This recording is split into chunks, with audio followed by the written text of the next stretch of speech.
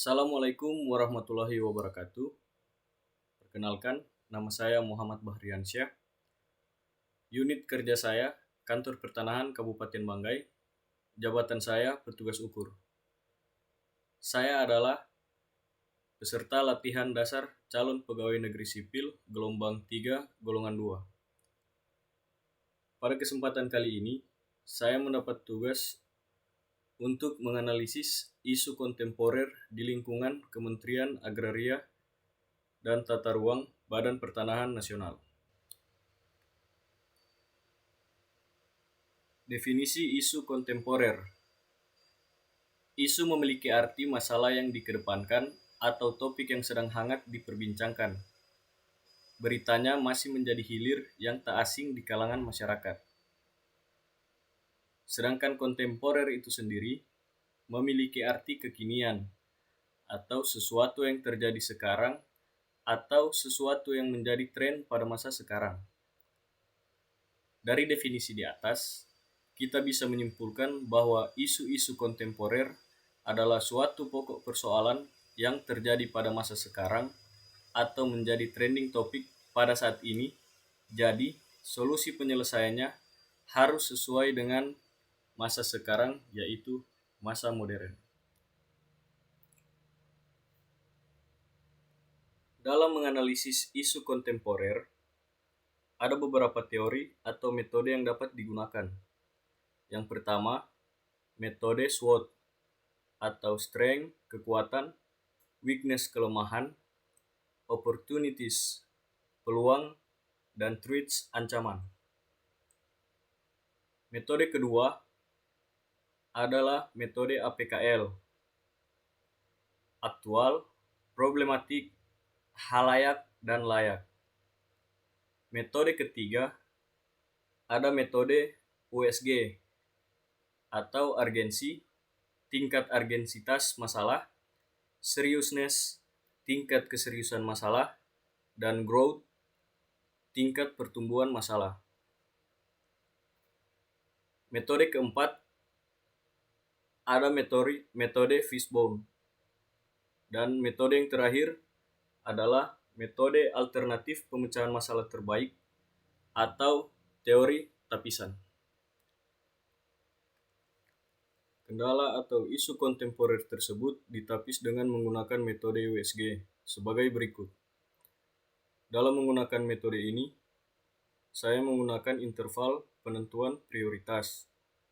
Angka 1 sangat tidak mendesak, angka 2 tidak mendesak, angka 3 cukup mendesak, angka 4 mendesak, dan yang terakhir angka 5 sangat mendesak. Isu kontemporer yang saya angkat kali ini ada 3. Yang pertama, banyaknya terbit sertifikat di lokasi bidang tanah yang sedang dalam sengketa. Urgensinya 4, seriousness-nya 4, growth-nya 4. Total 12 untuk isu kontemporer yang pertama. Isu kontemporer yang kedua adalah belum maksimalnya pelayanan terpadu satu pintu. Urgensinya 3, seriousness-nya 4, growth-nya 3. Total untuk isu kontemporer ini yaitu 10. Yang terakhir, pemasangan tanda batas belum sesuai dengan Peraturan Menteri Agraria Kepala Badan Pertanahan Nasional Nomor 3 Tahun 1997 tentang ketentuan pelaksanaan Peraturan Pemerintah Nomor 24 Tahun 1997 tentang pendaftaran tanah. Urgensinya 5, seriousness-nya 5, growth-nya 5. Total untuk isu kontemporer ini adalah 15. Jadi, poin nomor 3 di sini menjadi prioritas isu kontemporer saya kali ini.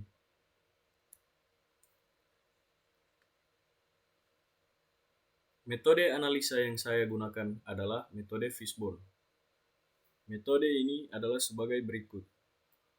Problemnya, pemasangan tanda batas belum sesuai dengan peraturan Menteri Agraria, Kepala Badan Pertanahan Nasional Nomor 3 Tahun 1997 tentang ketentuan pelaksanaan Peraturan Pemerintah Nomor 24 Tahun 1997 tentang pendaftaran tanah. Ada beberapa faktor yang menyebabkan problem ini terjadi. Yang pertama, faktor sumber daya manusia. Karena kurangnya pemahaman tentang standar patok batas bidang tanah dari petugas ukur atau dari pemilik lokasi yang akan diukur. Faktor kedua adalah metode.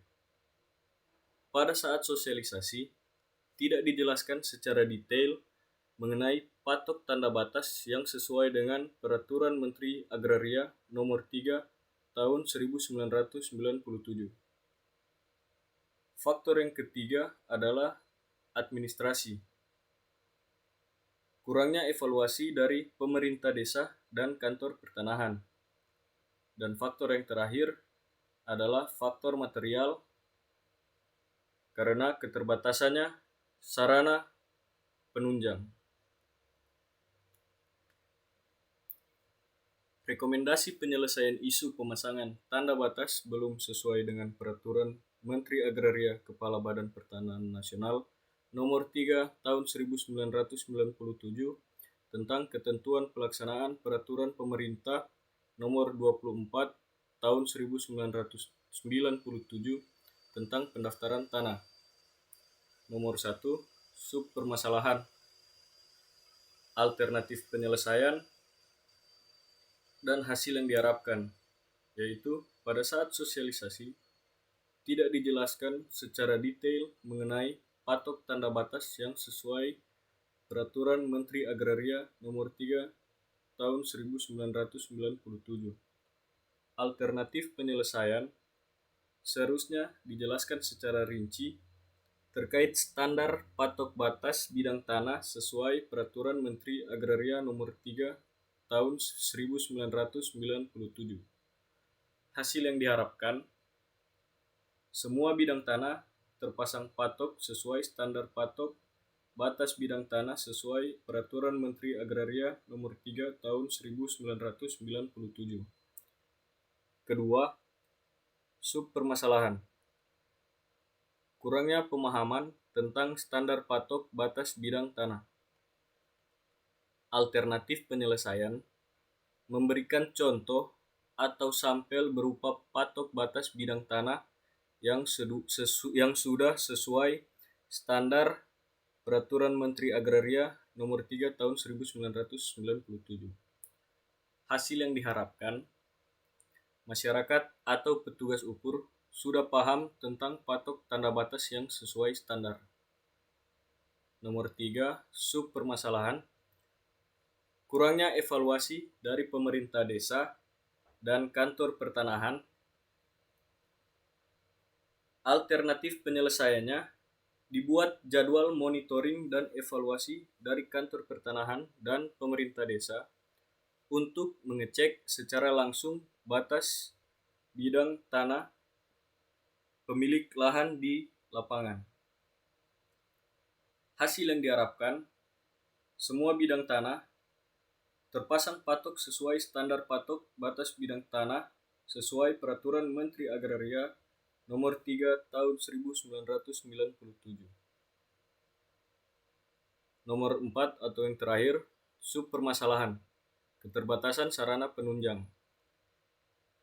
Alternatif penyelesaian, pemerintah desa menyediakan jasa pembuatan patok tanda batas sesuai standar. Hasil yang diharapkan sama dengan hasil nomor 1 dan 3, yaitu semua bidang tanah terpasang patok sesuai standar patok batas bidang tanah sesuai Peraturan Menteri Agraria dan Tata Ruang Badan Pertanahan Nasional Nomor 3 Tahun 1997.